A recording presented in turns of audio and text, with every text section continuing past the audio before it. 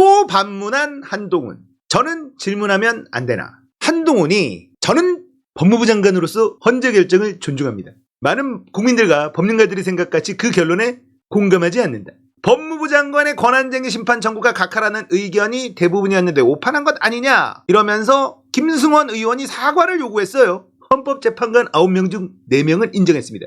위법위헌이 명확히 지적됐는데 사과는 제가 할 것이 아니라고 생각합니다. 이렇게 얘기한 거야. 아니 네가 자격도 안 되는 놈이 권한쟁의 심판을 넣어서 각하당했잖아. 그러면 사과를 해야지. 아니야. 안 했어. 사과는 내가 할 게 아니래. 정신 나간 놈이죠. 시행령 공방이 나왔어요. 검수완박 했는데 시행령으로 이걸 다 엎어버렸잖아요. 그러니까 김승원 의원이 검찰에서 이와 같이 수사한다면 수사받는 사람들 중에 시행령 자체가 위헌이다, 위법이다 이러면서 무효 확인 청구를 할 가능성이 있잖아. 수사받는 사람 입장에선 이 법의 취지는 검찰의 수사권 범위를 축소하고 인권 보장 역할을 하는 것인데 수사권 없는 검사한테 수사받았다라고 할 수 있지 않겠냐? 날카로운 질문이었습니다. 자, 이제부터 오늘의 하이라이트가 나옵니다. 우리의 뚜껑은 검수완박법 자체가 형사사법의 아주 혁명적인 변화. 수사권 조정이나 검수완박 때부터 나온 필연적 결과이지 시행령 때문이라고 볼 수 없다. 검수원복 이 시행령으로 인해서 국민의 공익이 훨씬 증진됐다. 어디서? 도대체 깡패, 마약, 무고, 위증 수사를 검찰이 하지 말아야 할 이유가 무엇인지 설명해달라. 자, 이제 김승원 의원이 무고, 위증은 고소고발로 진행되는 경우가 더 많아 이렇게 지적을 하니까 한동훈이 그런데 왜 그렇게 길을 쓰고 막으려 하나 이렇게 또 물어요. 자, 한동훈의 이 어법 질문을 하면 질문으로 답을 합니다. 한동훈 장관 특유의 반문, 짜증나게 하는 깐족이죠. 깐족. 박범계 의원이 오늘 장관께서 마약, 깡패 이런 얘기를 했는데 시행령으로 원상회복한 수사권 중에 왜 직권남용이나 허위공문서 작성이나 일부 선거법 위반 범죄는 왜 얘기 안 하시나? 자, 과도하게 직접 수사하고 있는 걸 지적을 하니까 한동훈은 또 이렇게 얘기합니다. 부정부패 선거법 위반을 왜 수사하면 안 됩니까? 얘 대가리를 한 45도로 이렇게 한 다음에 마이크 가까이 된 다음에 뒤로 기대. 재수없어.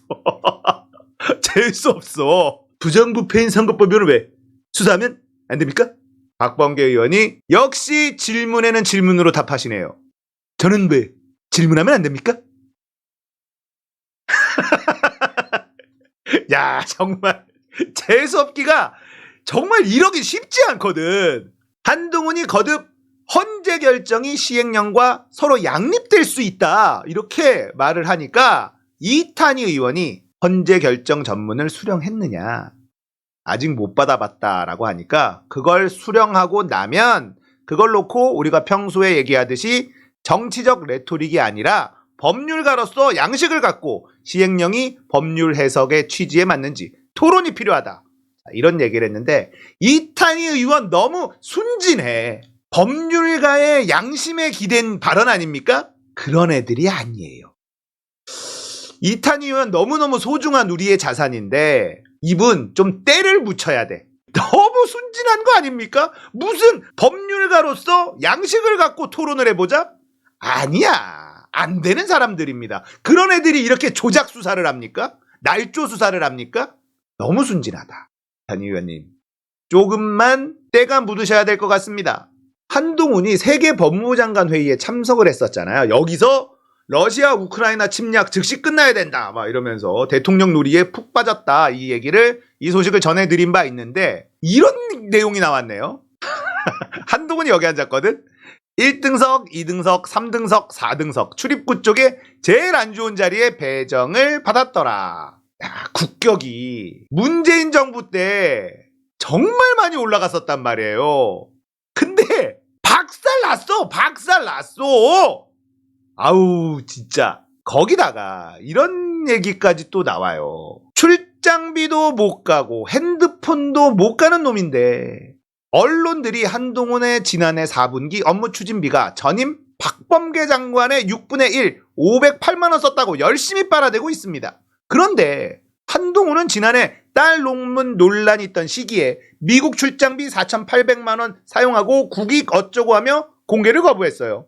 또한 눈번 돈이라고 불리는 특활비를 법무부가 14개 부처 중 가장 많은 183억 원을 배정받았다고 합니다. 출장비도 못 가고 핸드폰도 못 가고 한동훈 업무 추진비 아껴 썼다고 빨아주는 언론들을 보니 없는 뚜껑이 열릴 지경이다. 언론에서 박범계의 6분의 1 썼다라면서 빨아주는 기사가 엄청 나왔어요. 예? 그런데 미국 출장비 4,800만 원 어디 갔어? 줄었다는 특활비 183억 원 14개 부처 중 제일 많이 받아놓고 뭘 빨아주고 앉아있니? 언론들이 진짜 미친놈들이에요.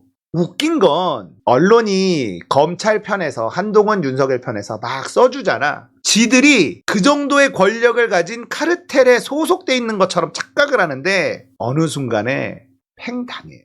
이 기자들은 언론사가 아닙니다. 여러분들이 사회생활을 하다 보면 큰 회사에 다니는 직원들하고 일할 기회가 있을 거예요.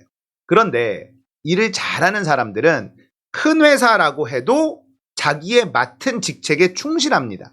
그런데 가끔 가다 어떤 사람들을 만나게 되냐면 자기가 마치 그 회사인 것처럼 행세하는 사람들을 만납니다. 그런 사람들 오래 가지 못해요. 그 회사에 오래 다니지 못합니다. 작은 회사인 곳이 이제 만나죠. 뭐 대리나 과장 뭐 이 정도 급을 만나면 당연히 잘 보여야죠. 계약을 따내기 위해서는 잘 보여야 되는데 같이 일하는 파트너로 대해주는 사람이 있는가 하면 자기가 마치 그 회사인 것처럼 삼성에 다니면 지가 삼성인 것처럼 행동하는 애들이 있어. 그런 애들 오래 못 가거든요.